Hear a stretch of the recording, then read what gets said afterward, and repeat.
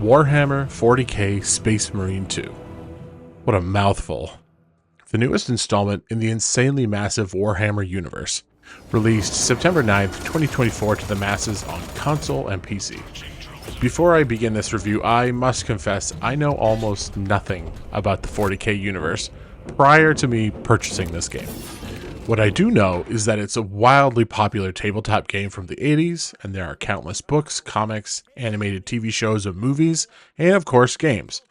I myself have never played, read, or watched any of these things.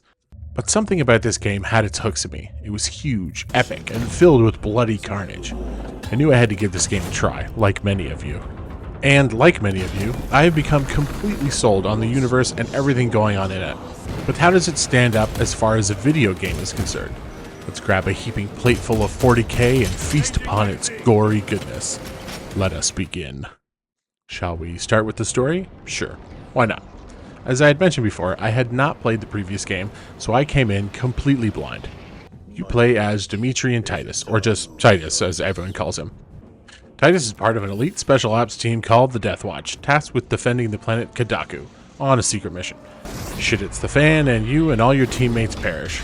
Strangely, Titus survives and is sent back to the battle barge, rebuilt and demoted to Lieutenant Ultramarine. He is then given a new squad and a new mission, and that's where the story begins. As the game is shorter in length compared to most games these days, that's about all the setup you really need without me spoiling anything. What ensues is what you'd expect from something of this nature. Endless gun battles, huge set pieces, deception, and space horrors around every corner. With a massive universe and so much content already established, this game is just a sliver of what's out there. It's a great time and always focuses on the action, which is pushing the plot forward. Is this stuff you've probably seen before? Sure. Is it a good time? Absolutely. Speaking of stuff you've seen before, does this style remind you of anything? Yeah, it's very much in the vein of Gears of War. While I can appreciate the similarities, I will say Gears of War did change up its style enough not to feel like a total ripoff. Gears also relied heavily on a cover-based system where Warhammer ditches it altogether for sheer face-to-face action. I would have very much liked if they have ripped off Gears' reload system from that game though, as it would have actually fit in very nicely. If anyone's getting called out for ripping off the style of Warhammer, it's StarCraft. After diving into this world and its lore, StarCraft is the equivalent of, hey, can I copy your homework? They didn't even really try to change anything. They even call them Space Marines in StarCraft. The Zerg are essentially Tyranids in all but name, a gross bug-like hive mind bent on complete annihilation of all species. I just hope that most gamers can realize that it's a Warhammer that has this established universe before the likes of Gears and StarCraft, and not the other way around. In terms of graphics, this game looks incredible. I'm playing it on the PS5, and for the most part, it runs very smoothly. I say for the most part because there have been a few instances where the frame rate has taken a huge dip. I'm talking like 15 frames a second, where the enemies are just clipping through their animations. This doesn't happen often, so it's not a deal breaker for me, but if this were a consistent thing all the time, I'd say it was a glaring issue. There's also some classic texture pop-ins and this weird load screen issue that happens as soon as you gain control of Titus. When a level begins, there's this weird moment where it's all black and takes a second or two for the environment to load. Nothing too egregious, but still should be noted. With all the enemies shown on screen, at some points in the hundreds, it's safe to assume there's going to be some hiccups graphically speaking, but all in all, this game looks like a shiny new current-gen game. The lighting is also spectacular. It's sharp and atmospheric, and there are these splashes of vibrant color all over the place. Gone are the days of those PS3, Xbox 360 era of everything brown that Gears of War and so many others suffered from back then. Everywhere you look, there's these nice splashes of color to make things really match the mood. The enemies have awesome varied designs, and the Space Marines feel weighted and hulking. From the Space Marines and their armor style to the monstrous Tyranids, Space Marine 2 really manages to make every person and environment feel oversized in every aspect. The term megalophobia comes to mind when playing this. If you don't know what that is, Megalophobia is a type of anxiety disorder in which a person experiences intense fear of large objects. Objects like large buildings, statues, animals, and vehicles. The buildings alone are so massive, it's almost incomprehensible, and I love it. Just trying to imagine these buildings or cities being built is mind-numbing.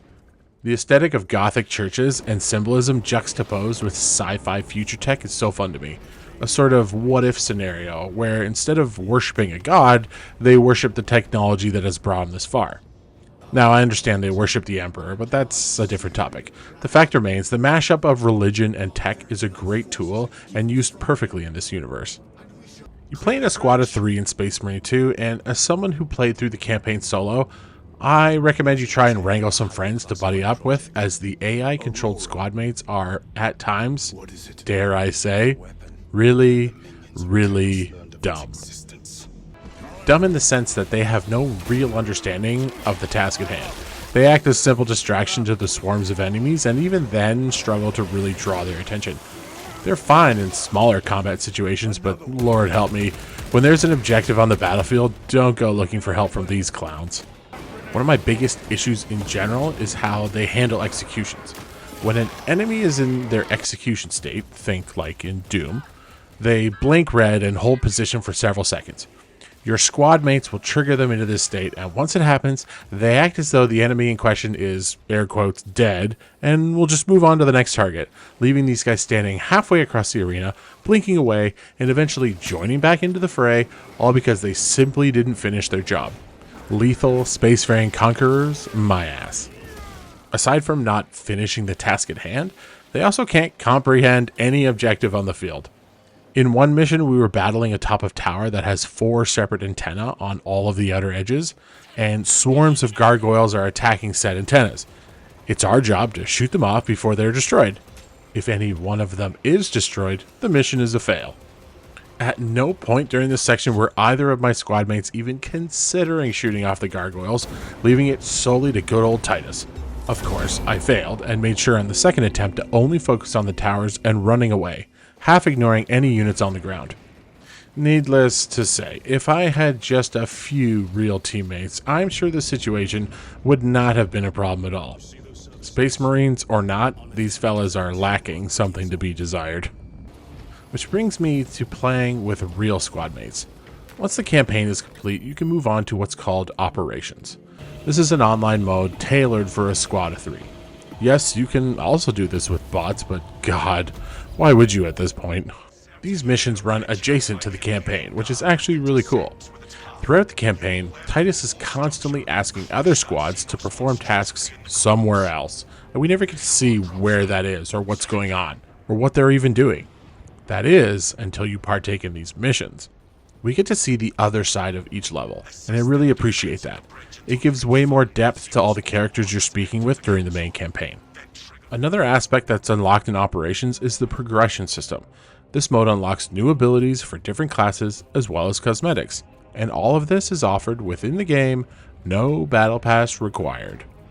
I do wish that there was some degree of character progression or cosmetics that were unlocked along the way, or at least get a jump on things, but for some reason they decided to withhold all unlocks until this mode and after the campaign is complete.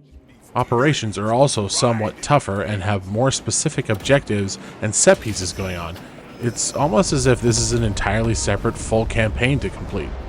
Saber had said that they'd be adding more levels and modes to this section in the future, all for free by the way, so there's plenty to do post-campaign. The final mode is your typical multiplayer mode, 5v5, where you can participate in deathmatch, King of the Hill style modes, and the like. There aren't a lot of modes here, but it's nice that they added it at all. I'm not sure how much they're going to actually focus on this mode in the long run, but anything added is great in my books. Let's be real though, when you buy this game, you're signing up for the epic adventure and not some mildly unbalanced PvP. Again, great that it's in there for people who want it, but it doesn't really add anything extra, at least for me. Warhammer is a vast, storied universe, and Space Marine 2 really nails it, even if it's just a small snippet of what the world has to offer. The campaign is tight and action-packed with some of the coolest and most unique environments I've ever seen in games in years. The additional operations mode can really be seen as a whole second campaign to be completed with your buddies.